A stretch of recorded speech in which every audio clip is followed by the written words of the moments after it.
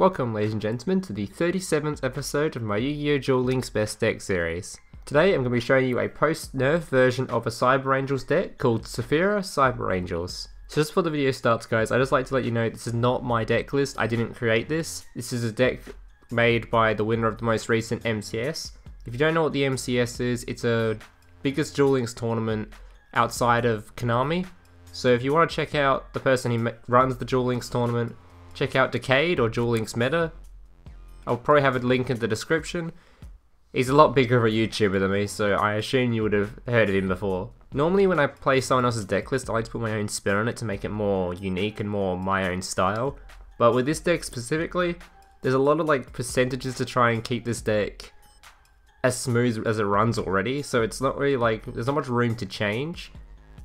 Also, I normally wouldn't make a video on a deck list I didn't make really, because I feel a little bit bad, it's like stealing content, but I was asked specifically this week to do videos on KC Cup and also a Cyber Angels update, so that's exactly what this is. As this is the deck I'll probably be using in the KC Cup, as I've already reached dual level max with it with a lot of ease. It was just smooth going, and I'm pretty sure this is probably the strongest deck in the game at the moment. And without further ado, let's get into the video. Alright, so the best character for this deck is anyone, as the best skill for the deck is Balance, which is a universal skill. Your starting hand will reflect the balance of your deck. Basically what this skill does is it makes your starting hand be equal to the types of cards you got in your deck. What I mean by that is, if you have 10 spells and 10 monsters in your deck, your starting hand will be 2 spells and 2 monsters. This becomes very important when it gets to the ritual spell part of this deck. Basically if you didn't run this skill, it'll be a lot more inconsistent in getting the starting hand you want with enough ritual spells and monsters to try and get out a ritual summon on turn 1. Alright, now let's go to the deck list. This deck contains 3 Saffira Queen of Dragons, 1 Cyber Angel Dakini, 1 Cyber Angel Idaten, 3 Cyber Angel Benten, 3 Senju of the Thousand Hands, 2 Cyber Petit Angel, 1 Machine Angel Absolute, 3 Hymn of Light, 1 Machine Angel Ritual, and 2 Sprite's Blessing. So, as you'll notice with this deck list, there is 7 ritual spells. Now, this is very important with the skill balance. So, right now I'm going to go through a bit of maths. This is taken from Decade's video, again, or Duel Links Meta's video, so I'm not going to claim that I came up with all this maths and did this all myself. This is taken completely from his video, so again, I recommend checking out his channel and all that kind of stuff. I'll leave a link in the description. But basically, if you have 7 ritual spells in your deck, this will allow you to have a 48% chance of having 1 ritual spell in your starting hand, and a 51% chance of having 2 ritual spells in your starting hand. So it ends up being that you have a 50% chance of having a ritual spell in your starting hand, if not 2. As opposed to if you run only 6, you would have a 33% chance of having none in your hand. And if you run one more, you have a very high chance again of having a really inconsistent starting hand. So 7 is the perfect number if you want to have the most consistent starting hand which you can get, which is really important with Cyber Angels, because you have a consistent starting hand, basically you'll just get the ball rolling and win on turn 1 or turn 2. Another thing you'll notice with the deck list is, unlike the previous versions of Cyber Angels, there's only 1 Dakini and 1 Machine Angel Ritual. Basically if you didn't see what the Cyber Angel nerfs were, it only allows you to run 2 of either a Cyber Angel Dakini and a Machine Angel Ritual. So you can only have 2 Cyber Angel Dakinis or 2 Machine Angel Rituals or 1 of both. And I believe that 1 of both is pretty much the perfect formula, as if you have more than 1 Dakini in your deck, your starting hands become a bit awkward, as a lot of the ritual spells require you to have the exact same level monsters when ritual summoning, which I'll talk about in a bit, and obviously Dakini's level 8 and all the other ritual monsters are level 6. It also means that when you summon Cyber Angel Dakini, normally the game's over from there. You either win the game there, or you lose the game there. So having a second Cyber Angel Dakini doesn't really help you win the game. There's no really need for try and comeback mechanic or anything. So I think this is kind of the perfect combination. Oh, and also, if you have 1 of both, it gives you 2 types of cards to search for with Cyber Petit Angel, which gives you more variety. And unlike previous versions of Cyber Angels, you notice this deck doesn't run any Sonic Birds. This is again because of the skill balance and the 7 ritual spells thing. You have a 50% chance of having 2 ritual spells and a 48% chance of having only 1. Basically you're guaranteed a ritual spell in your starting hand. So if you run any Sonic Birds, it's kind of pointless as you already have the ritual spells you need. Alright, now I'm going to go through the strategy of this deck and basically how it's played. Alright, so the strategy with this deck is going to be very hard to explain, as a lot of it is kind of, you're going to have to get used to playing it yourself. I'll have plenty of gameplays at the end of this, I think I have 4 or 5, just showing off how this deck works. But basically, it's going to be a lot of you trying and working out how it works. Most of how your turns will go will be you looking at what cards you have in your hand and looking at the state of the board and figuring out how your turn will play out before you actually play it out. As most of your turn is going to involve you searching for cards from your deck so that you can use those cards later on in your turn. So it's very important from the very start of the game, very start of your turn, you're going to work out how the end of your turn is going to look. If anyone out there ever tells you that Cyber Angels are an easy deck to play, they are very wrong. This deck is a lot different to the previous versions of Cyber Angels. You don't just do the same combo every game. The aim is to obviously still get your Dakini out, but a lot of the time you're going to be using Saffira as your win con, and there's a lot of stuff to think about. So the first 2 monsters in this deck are Cyber Petit Angel and Senju of the Thousand Hands. What these 2 monsters do is Petit Angel allows you to add 1 Machine Angel Ritual or 1 Cyber Angel monster from your deck to your hand, and Senju allows you to grab any ritual monster and add it to your hand. So this is going to get a little bit more complicated for me to explain, because basically both these monsters are used as filler monsters. You basically use them to gain resources to your hand and also have extra resources left over.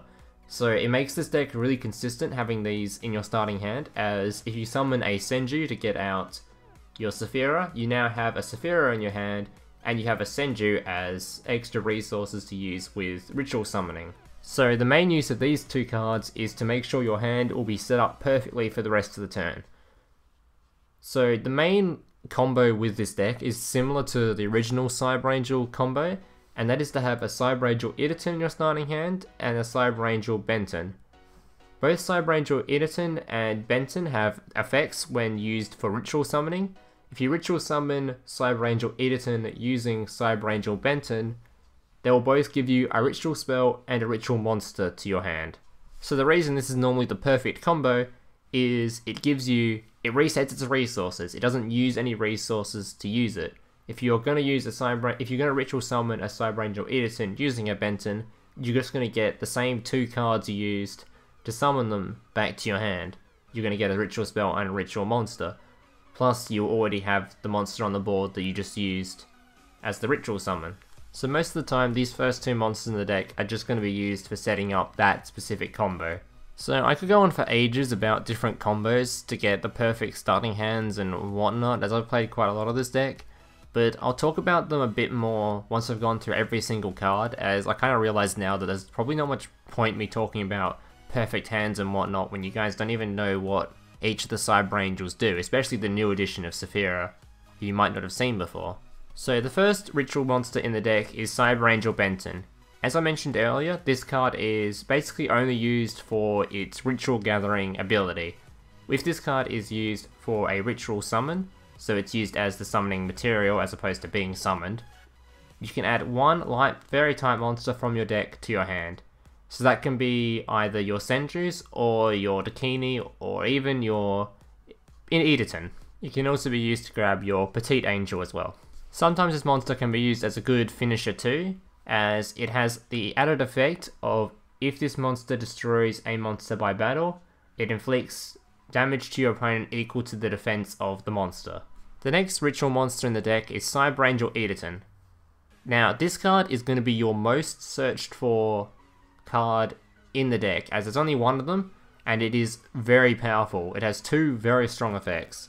So the first effect of this monster is, if it is used as ritual summoned, if it is used to be ritual summoned, it will get 1 ritual spell from your deck and add it to your hand. This can be either the Saffira's ritual spell, or the Cyber Angel one, or even the ritual spell that works for both of them.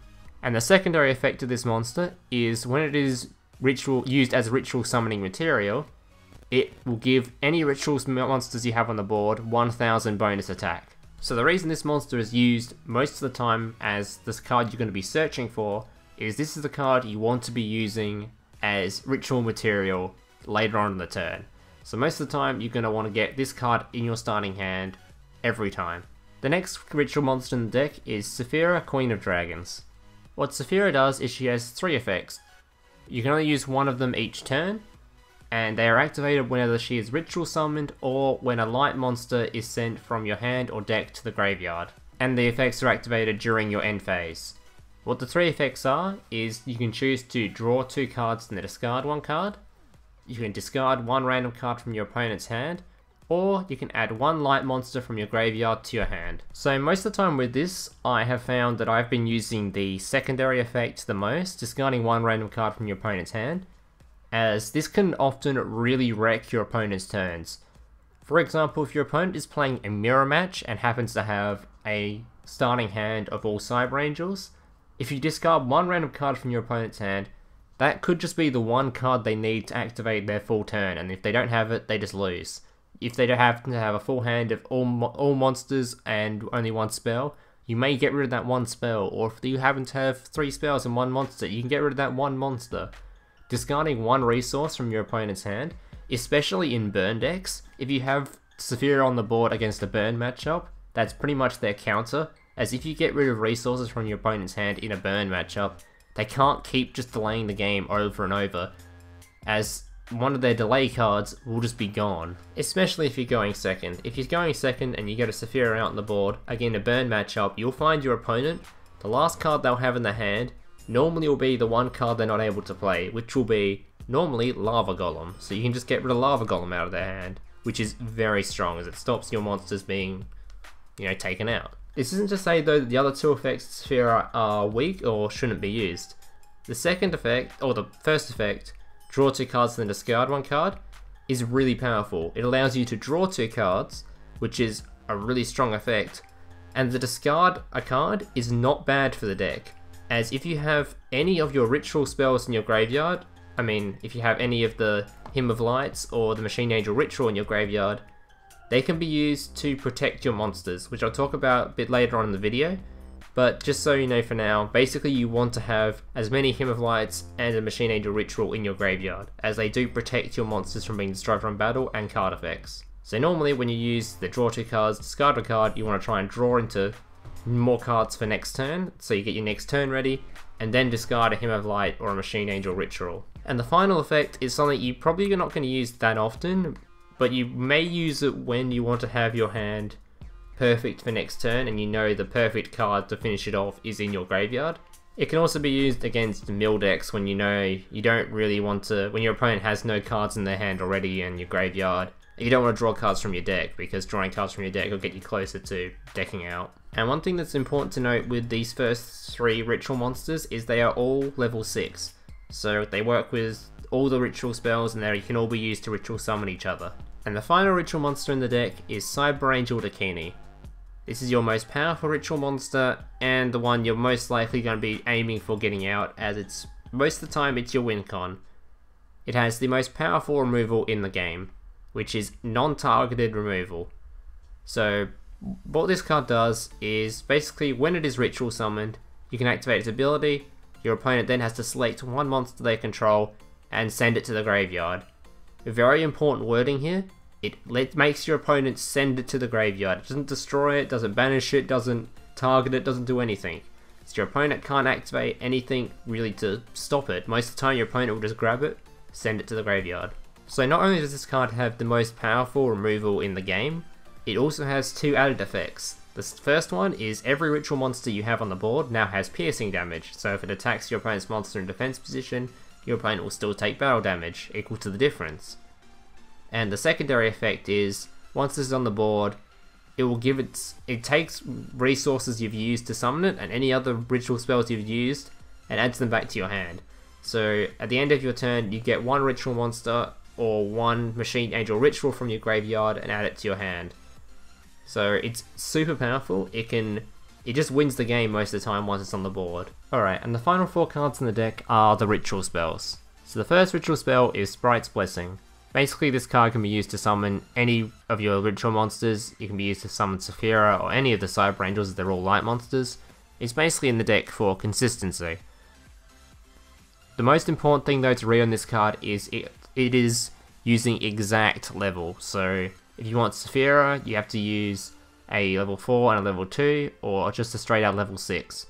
If you want a Dakini, you have to have a level 6 and level 2, or 2 level 4 monsters. The next ritual spell is Hymn of Light. Hymn of Light is used to summon Saffira and put Saffira onto the board, but Hymn of Light also has the added effect of if it is in your graveyard and one of your ritual monsters is destroyed by battle or by card effect, you can banish the Hymn of Light instead and keep the monster alive. The next card is Machine Angel Ritual. This card is used to summon any of your Cyber Angels. It also has a similar effect to Hymn of Light, as if it is in your graveyard and a ritual monster is destroyed by battle or card effect, you can banish it and keep the monster alive. And the final ritual spell in the deck is Machine Angel Absolute Ritual. Now this card has two main uses. So what it does first of all is it allows you to ritual summon any Cyber Angel monster using resources in your hand, board, or your graveyard.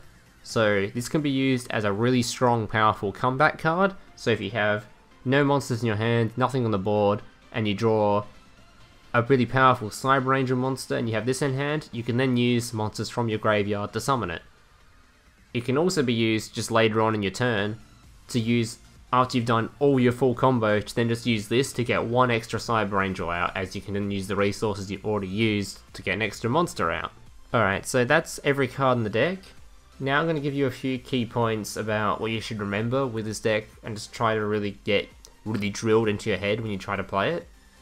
A lot of the time this deck it's just kind of trial and error. Once you start playing the deck and you've played a few games of it and you really get to know how the deck works, it becomes a lot easier, but me trying to explain how it works is really difficult, as there's a load of different outcomes with different hands and whatnot.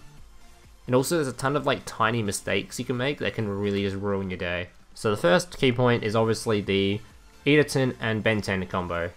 Basically you always want to try and get Idaten out on the board using a Benten, as they'll reset its resources.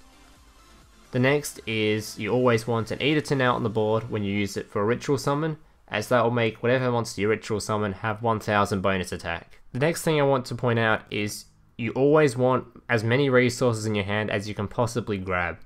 So what I mean by this is, if you have a Cyber Angel, if you have a Cyber Petit Angel in your starting hand and a Senju in your starting hand with a Saffira and a Hymn of Light, you don't just want to, oh, I'm going to summon my Saffira. No, you want to use one of your Petit Angels and one of your Senjus first, so you can get an extra resource to your hand, then activate your Hymn of Light using your Saffira. As even with that specific example, you can then use your Saffira with a Benten, and then the Benten will draw an extra card from your deck and get another resource, or you can use it with your Idaten and give your Saffira 1000 bonus attack. And the final point I'll mention now is always remember the bonus effects. This applies to the monsters and to the ritual spells. So always remember your ritual spells when they're in the graveyard, that most of them will protect your monsters when they're in there, and keep count of how many you've got in there, so how many times you can protect a monster during the turn and if it is worth protecting it. Also, remember the bonus effects of your ritual monsters, as they can always give you bonus attack, draw extra cards, discard cards from your opponent's hand when they only have one, especially if you know what cards are in your opponent's hand. That discarding effect is really powerful. Remember that a lot of your monsters, when they attack into a defense position monster, they will still inflict damage. Alright guys, that's pretty much it for the guide. There will be gameplay that will showcase this deck in action at the end of the video. Highly recommend you watch it if you haven't played Cyber Angels much before. But if you haven't done any Cyber Angel gameplay before, this deck will be kind of really difficult for you to get into. But once you get into it, I highly recommend it, as I do think this is the strongest deck in Duel Links at the moment. It doesn't really have any bad matchups that I can think of. Dinos is pretty bad, as a ton of backline is always really hard to deal with a deck that doesn't run much backline removal, if any, which it doesn't. Alright guys, thank you for watching, like, subscribe, all that kind of stuff, and I hope to see you in the next one.